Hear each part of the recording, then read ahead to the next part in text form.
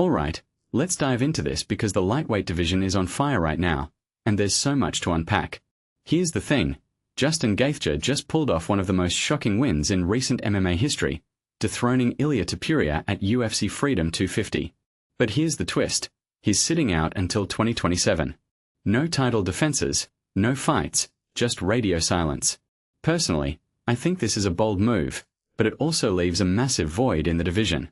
The lightweight division has always been the most stacked, and now it's like the Wild West without its sheriff. So, let's talk about what this means and how the rest of the division is moving forward.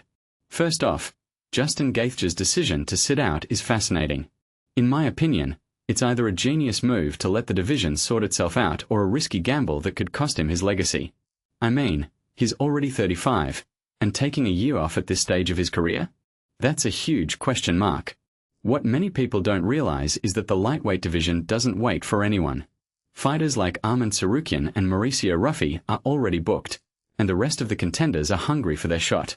If Gaethje's not careful, he might come back to a completely different landscape. This raises a deeper question. Is he underestimating the division, or is he playing the long game? Now, let's talk about Ilia Topuria. His loss to Gaethje was brutal, both physically and mentally. But here's where it gets interesting.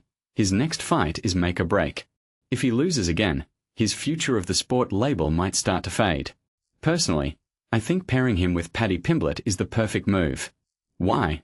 Because Pimblett just bounced back from his own loss to Gaethje, and this fight would be a statement for both guys. It's not just about skill, it's about mental toughness. What this really suggests is that the division is so deep that even a loss doesn't knock you out of contention. It just reshuffles the deck. Speaking of Pimblett, his win over Benoit Saint-Denis was huge, but let's be real, he's still got a lot to prove. A fight with Topuria would answer a lot of questions about where he stands. From my perspective, this matchup is less about who's better and more about who's hungrier. Both guys have something to prove, and that's what makes this division so exciting. It's not just about the belt, it's about legacy, pride, and survival.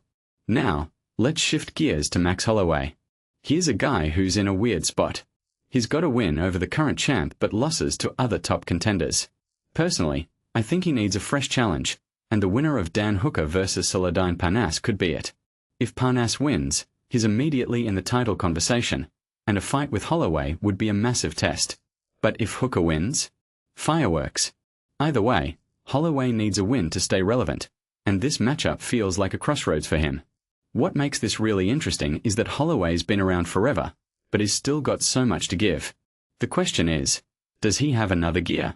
Then there's Charles Oliveira. His situation is heartbreaking, with the loss of his teammate Alan Nascimento. But here's where it gets intriguing, a potential fight with Usman Nurmagomedov. If the UFC signs Nurmagomedov, this fight would be massive. Oliveira's already lost to Islam Makhachev, so beating another Dagestani fighter would be a huge statement.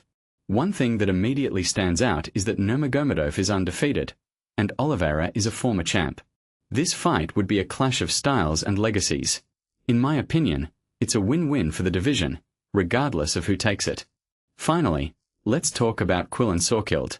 His submission win over Mateusz Gamrot was huge, but calling out Benoit Saint-Denis feels like a sideways move. Personally, I think he should aim higher, but I get it, he needs to stay active. The lightweight division is so competitive that you can't afford to sit on the sidelines. What many people don't realize is that fighters like Salkilld are the future of the division, and every fight is a step toward the top. If you take a step back and think about it, this division is a shark tank, and only the hungriest survive. So, here's my closing thought.